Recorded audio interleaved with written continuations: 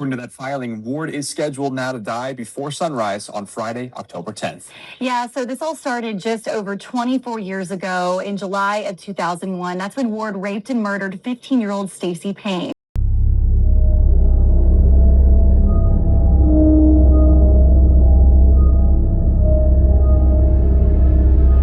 Welcome back to CRIMETOBER. Tonight's story takes us to Spencer County, Indiana, a small town where you could leave your doors unlocked and kids could ride their bikes through the street. But on July 11, 2001, this small town's peace would be shattered by an evil man. This is the story of Roy Lee Ward and the brutal murder of 15-year-old Stacy Payne. Stacy Payne was 15 years old. She was described as being very bright, funny, and full of life. She lived with her family in Dale, Indiana, and she loved hanging out with her friends and also loved helping her mom out a lot around the house. It was a hot summer day in 2001 when Stacy's mom had to go off to work and leaving Stacy home.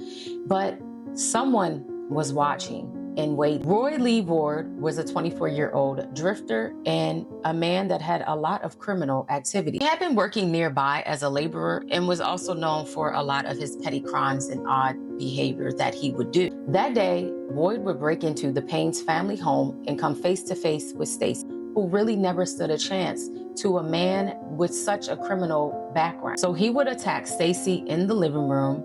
He sexually assaulted her and slit her throat with a knife.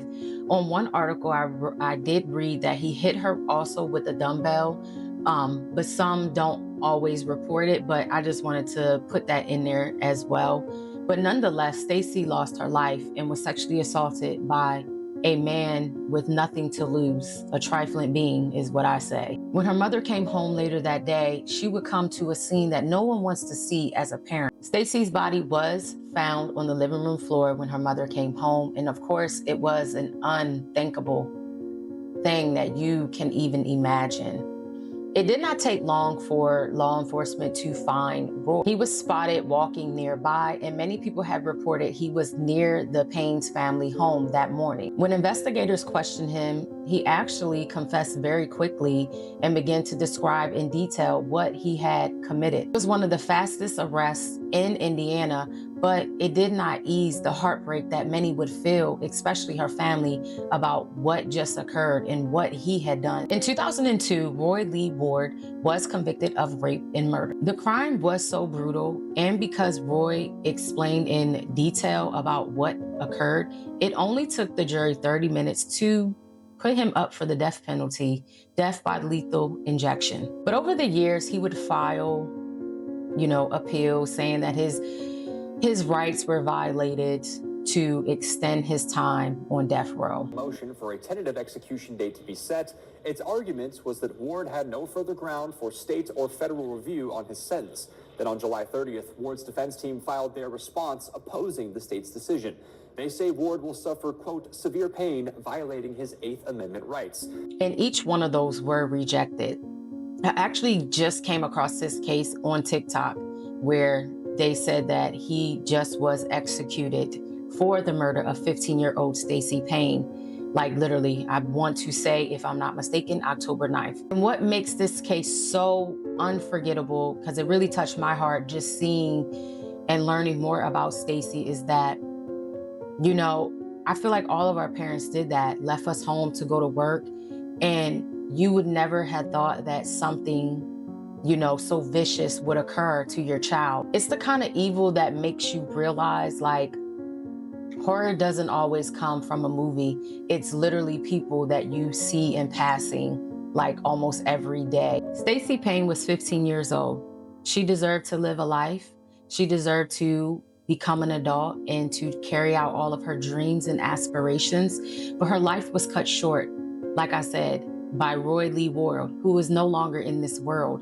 And I hope that the family can ease their pain a little. It won't take it away. As I read in an article, of course, her mom, I believe it was her mom, you miss birthdays, you miss holidays, and you will always think about your child.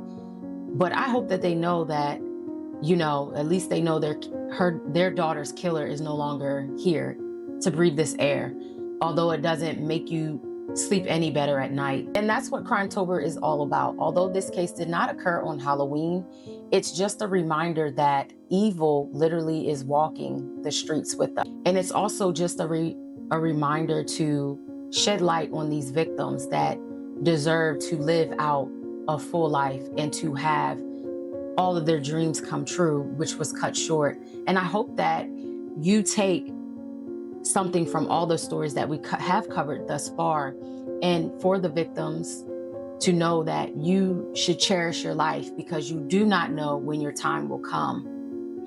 And that's truly the meaning of what I want CRIMETOBER to be, is to listen to these stories, to know that they might scare you, but to be very vigilant, to be self-aware, and to always let someone know where you are. Because like I said, it doesn't matter if it's Halloween, doesn't matter if it's June. Evil literally walks this earth with us, and people do not care. So make sure you guys are taking care of yourself in these crazy times. But I am literally sending all my love and light to the Payne's family, especially being as though this man was just executed. And I hope that, I know it won't ease the pain, but I hope that it can help you in some type of way, and to smile and to know that Stacy is always with you, although it won't bring her back.